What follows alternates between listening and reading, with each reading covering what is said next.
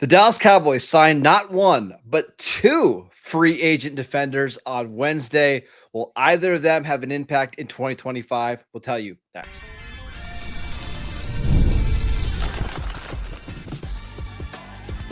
You are Locked On Cowboys, your daily Dallas Cowboys podcast.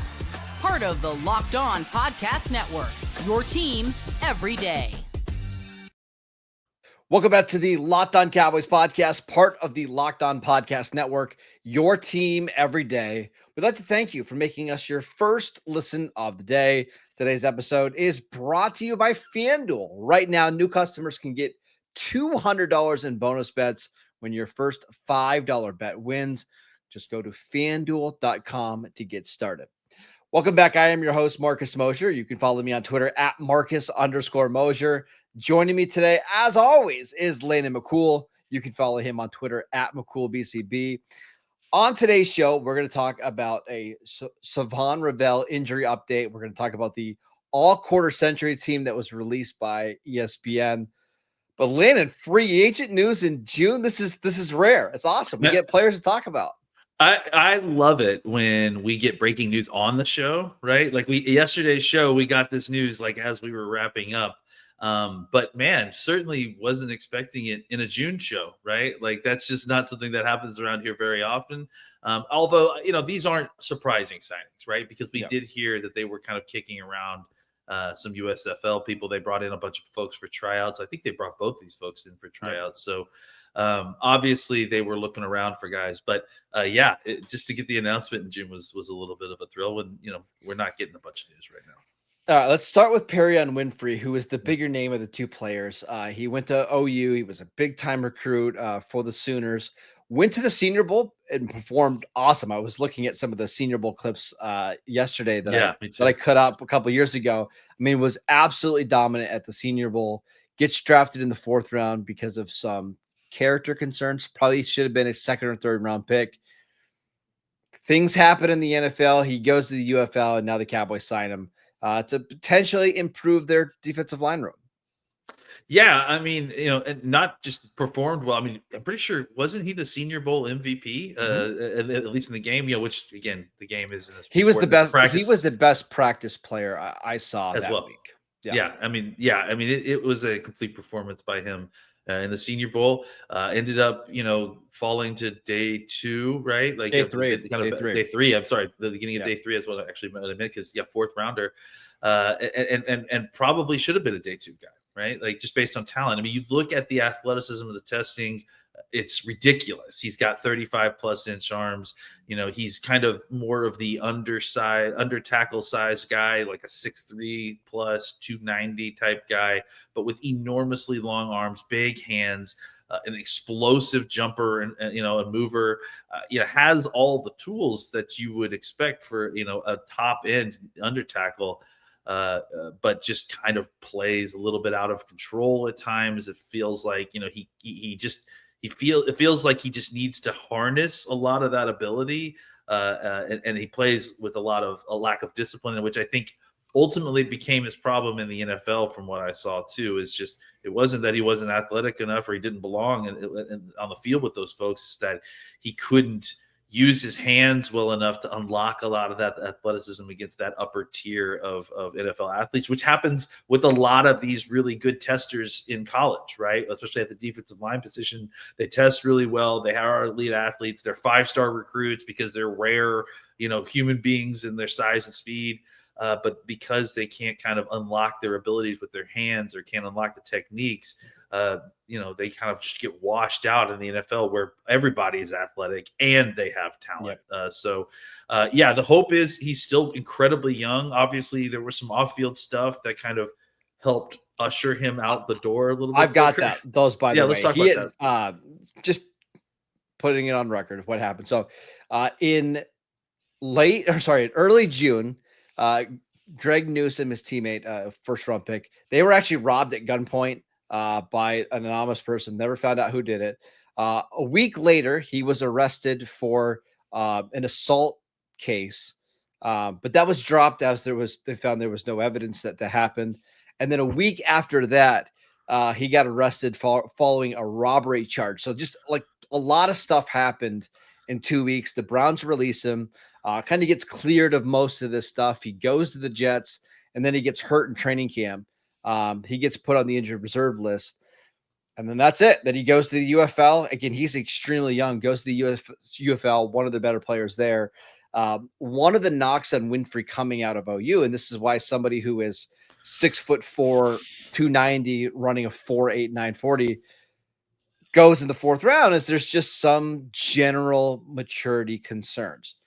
I think you're hoping that maybe as he's gotten a little bit older, and again, he's 24 years old, you're hoping that maybe he realizes, hey, this is my last shot at making the NFL. I wouldn't be surprised if he takes it a little bit more seriously now. It reminds me a little bit of, like, just kind of reading through it all yesterday. It reminded me a little bit of the Pac-Man situation, where you don't really have anything specific on the guy, but he's always on the outside of trouble. Like, he's always just around trouble, which, obviously I think, part of it is bad luck, but part of it is about where you're putting yourself, Correct. when you're away from the facility. So, you're hoping that side of it has kind of figured itself out. And then, that kind of lack of maturity. I mean, I don't want to attribute that. And maybe that's not fair, but there is a lack of maturity in his game as well. I wonder if those two things aren't tied. It's just, as he's become, a little bit more of an adult and maybe realized, hey, I'm running out of shots. I'm playing in the USFL and I should have been a second round pick. Maybe he's come to the realization it's time to kind of take this a little bit more seriously and commit to, not getting in trouble off the field, but also on the field, working on his craft a little bit more, which could unlock a lot of that talent. And again, if he was like able to unlock his talent, like in Cleveland, this wouldn't have been an issue. He wouldn't have been released. No. So he's got work to do on and off the field to make himself a viable NFL player. The other signing the Cowboys made was Robert Rochelle, a former Packers corner. I know a lot of Cowboy fans were upset yesterday when they signed a Packers corner and not Jair Alexander, but that's okay. Robert Rochelle, I asked Locked On Packers host Peter Bukowski what he thinks of Rochelle, and he said he always really likes him. He's awesome on special teams, and he's not the worst backup in the world as a cornerback 4, cornerback 5. When I first heard the signing and I went and looked at some of the numbers, I just think, you look at all the corners that are on this roster right now that are banged up. Trayvon Diggs doesn't play special teams. Kalen Carson, banged up, doesn't play special teams. Josh Butler does play special teams, but he's returning from a torn ACL. Savon Revel, who we're going to talk about in a little bit, coming off a torn ACL. He's never played special teams, and he's going to have to eventually. My guess is they're just looking for guys that could potentially make your active roster, give you some depth in the cornerback room, and help out on special teams. Or potentially be a guy that maybe starts on the practice squad, right? And is a guy that you call up a lot and then eventually call up. I just think, I think we'll talk about in the next section with Revel.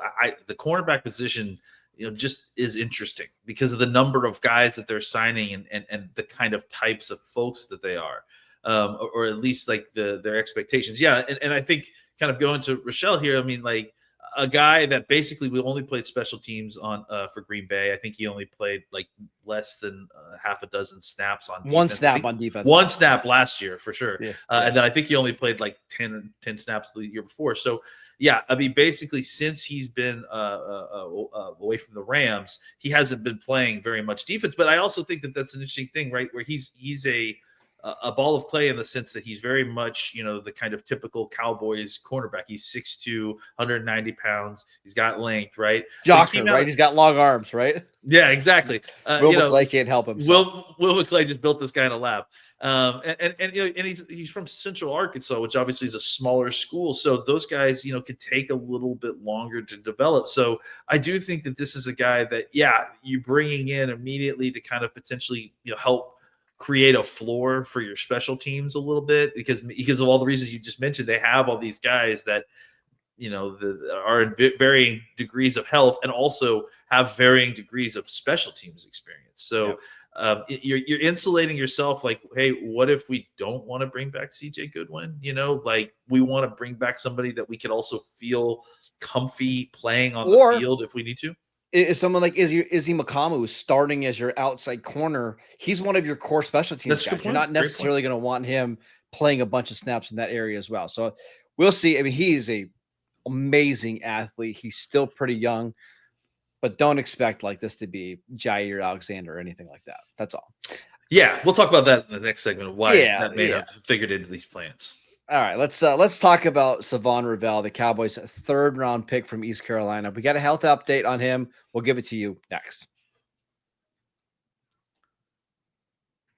This episode is brought to you by FanDuel. The NBA playoffs are in full swing, and every night delivers highlight-worthy performances, major momentum shifts, and can't-miss moments. Whether it's a game-winning shot or a breakout player, there has never been a better time to get in on the action. And FanDuel makes it easy to stay in the game before tip-off and live with player props, performance trends, and same-game parlays. Fans have more ways than ever to play smart and win big. Plus, with the NFL season just around the corner, you can start looking at the futures market. You can even start looking at some of the week one lines. It's all available to you on FanDuel right now. And if you're new to FanDuel, it's the perfect time to sign up. Head over to FanDuel.com and place your first $5 bet. And if it wins, you'll get $200 in bonus bets and make every moment more with FanDuel, the official sports betting partner of the NBA. Welcome back to the Locked On Cowboys podcast. We'd like to thank you for making us your first listen of the day. All right, let's talk about Savon Revel, the Cowboys' third-round pick. We got an update from Albert Breer. This happens every year where you'll have an insider say something and then everybody will lose their mind. So Albert Breer from SI said that Savon Revel had a little bit of a setback with his knee. He didn't go beyond that. That's all he said. So Cowboys Nation, Landon, of course, freaked out. Everybody was calling their sources, talking to the sources, trying to figure out what was going on. Albert Breer later qualified. This setback that I referenced happened in the fall. Everything has been on track since. So what do we think of Savon Revel? Like, are we concerned at all here?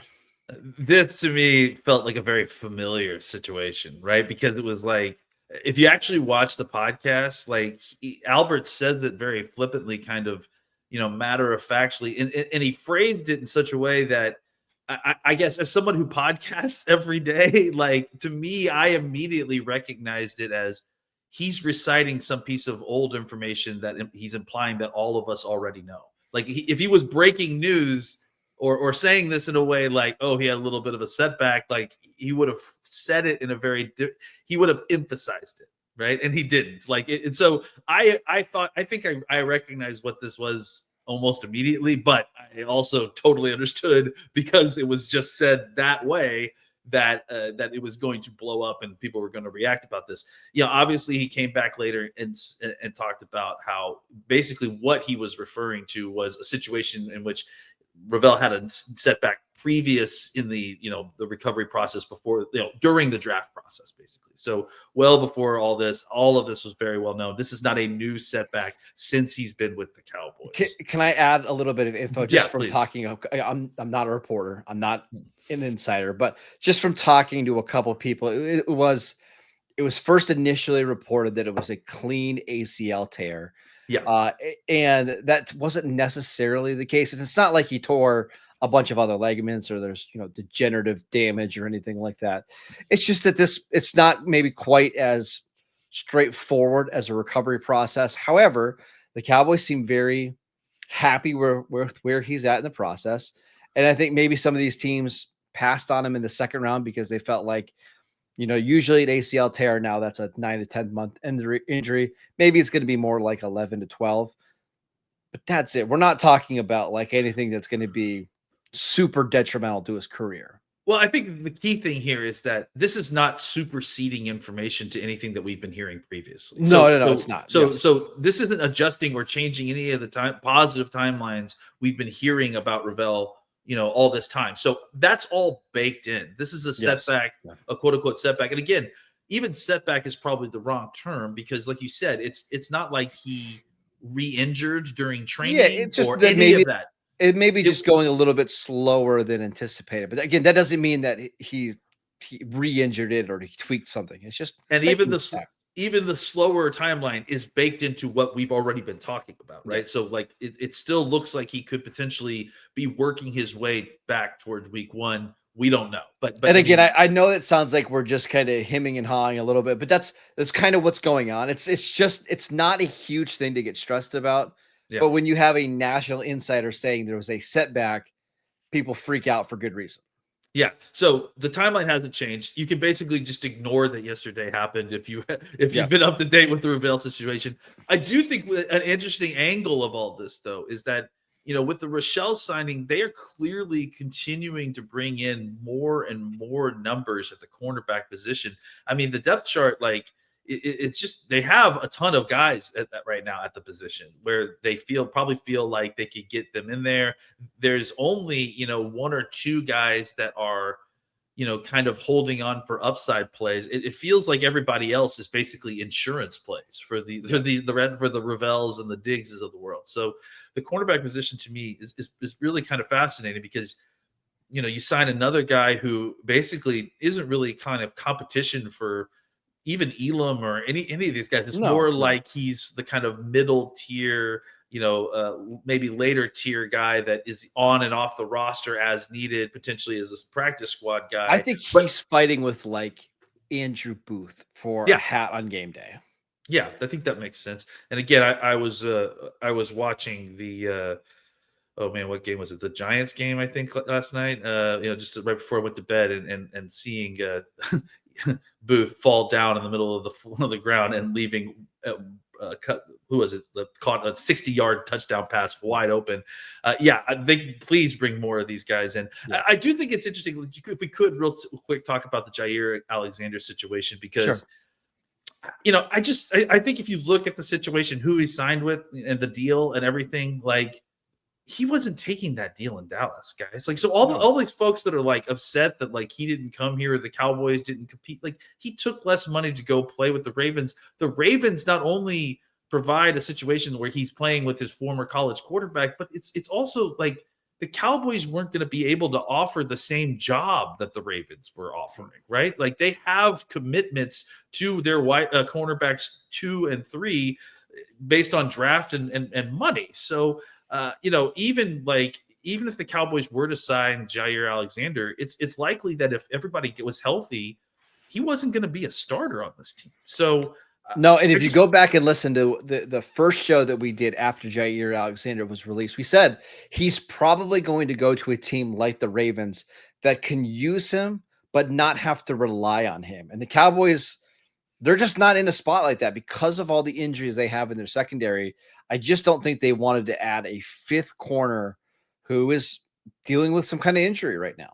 And then, again, like I said, and then if everything does work out, like what are you doing with him? Because you're not starting him over Diggs or Revel. I think if Revel's healthy, you're not over Bland. He's not playing. So, no. Yeah. So I mean, what are you doing with that guy? I just think it wasn't a great fit for what the Cowboys are doing, especially since these timelines may be shorter and shorter that we're thinking of how long these guys are going to be injured early on in the season. You just simply may not need that guy the way that the Ravens do. No, and I mean, just being honest, the Ravens have a much better chance of reaching the Super Bowl this year than Dallas does. I mean, they're one of the 3 best teams in the AFC. I'm sure Jair wants to play on a championship caliber team, and I'm not saying that the Cowboys couldn't get there. I just think the Ravens are and at least a tier higher than what the Cowboys are this year. So, and we should mention he's playing with his former teammate Lamar Jackson. When you have a quarterback like Lamar that has that kind of pull, it's going to be awfully hard to convince him to go anywhere else. Yeah, and again, like I just think it wasn't necessarily what the Cowboys want to do. They want to leave some room for those guys at the top to like play. Yeah. They're not looking to create competition for Savon Revel. They're looking to get him healthy and have him come in and play because they like him. So, I just think that wasn't the kind of signing that they were looking to make. What's that meme with the one guy with like, the 2 girls? This would be like the Jair Alexander. Jair with 31-inch arms. And then Will McClay looking at the other one. That's right. Rochelle, looking back. 80-inch wingspan. Ooh, that's the one I want right there. That's the guy. Yeah, absolutely. You ask Will McClay, he wants to gamble on the guy. I think Will McClay and the Cowboys love nothing more than trying to make these guys that nobody else wants and turn them into like good players. I think that's like one of their favorite things, and they've had pretty good history of doing that. And I think they're going to try that again this year with Kyrie Elam, Joe Milton, Kenneth Murray, George Pickens. The list goes on and on. All right, let's talk about the all quarter century team that ESPN put out this week. A couple Cowboys were on the list. We'll tell you who they are next.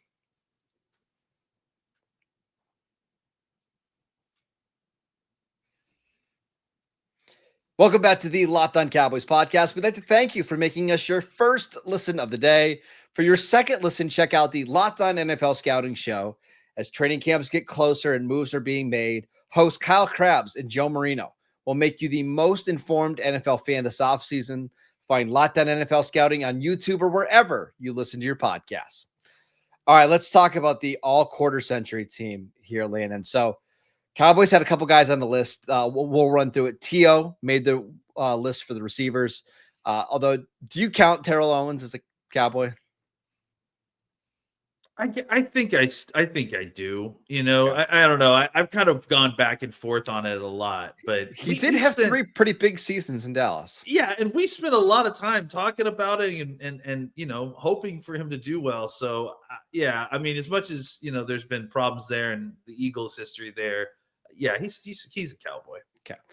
No Tyron Smith at left tackle. The site, I know they went with Joe Thomas and Trent Williams. It's not like those guys aren't pretty good, but they did put Zack Martin as their first team right guard over Marshall Yanda, over Jari Evans. Hard to argue there. Yeah, I mean, I think you know it's the Tyron Smith thing is tough, but you just happen to be playing in an era with maybe 2 of the top 5 left tackles in the history of the game, right? And you're also probably in that short list. So yeah, it's the timing of it's unfortunate. But then obviously Zach, I mean, playing with some very good right guards as well. But I think it's pretty clear that he's the cream of the crop. Yeah, it's easy. I think the only argument that I saw some people have on Twitter was that Larry Allen should have been on the list, but it's hard because most of Larry period for Larry, honestly. Yeah, because most of Larry's best seasons came in the mid 90s and late 90s. By the early 2000s, he was a good player, but he was a good player, but he wasn't Larry Allen. Yeah, that's for sure. Yeah, and I always agree. Like, I hate when you see guys that are in like these all decade teams where like they played like 1 year in that decade, and because they have gravity to their name, and even if that was their worst year on the field, it's like why would they be included in that decade? Like, put them in the decade that's appropriate, right? I also feel bad for the guys that get stuck between decades. Like, you get drafted in 2015, you play 2015 to 2025, and you're kind of stuck between 2 decades. But anyways, the other Cowboy that got in is DeMarcus Ware. He was the first team edge rusher with Jared Allen, ahead of Myles Garrett, ahead of Julius Peppers. I'm actually I'm not saying he didn't deserve it, but I'm surprised that he got in over Peppers and over like Michael Strahan and over Myles Garrett.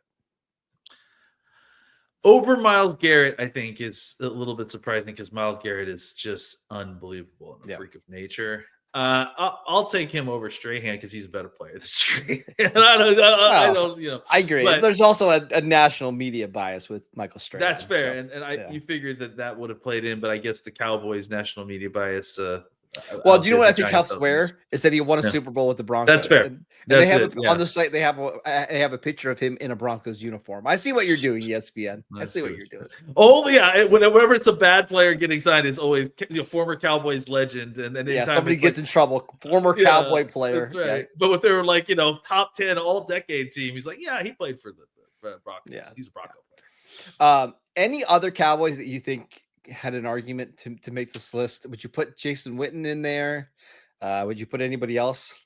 Witten was the name that kind of no, Tyron Smith is the first name. I mean, like, to me, like, that's, I mean, I understand how this is all arranged in the names and everything. And so it was a tough uphill battle just because his competition was difficult. Let me name some of the names real quick. You had Trent Williams, you had Joe Thomas, you had Walter Jones, you had Jonathan Ogden, And Tyron Smith just happened to play in an era where there was a million great left tackles, and Jason Peters didn't even make the list. That's another awesome one. Former Cowboys. I think you throw in Anthony Munoz, and you just listed all the greatest left tackles. Yeah, who've ever there you played in go. the game, right? It's true. So, I don't know. I mean, I think that's a tough list to crack into. Witten is another name that I think probably got consideration there. I'm assuming he did.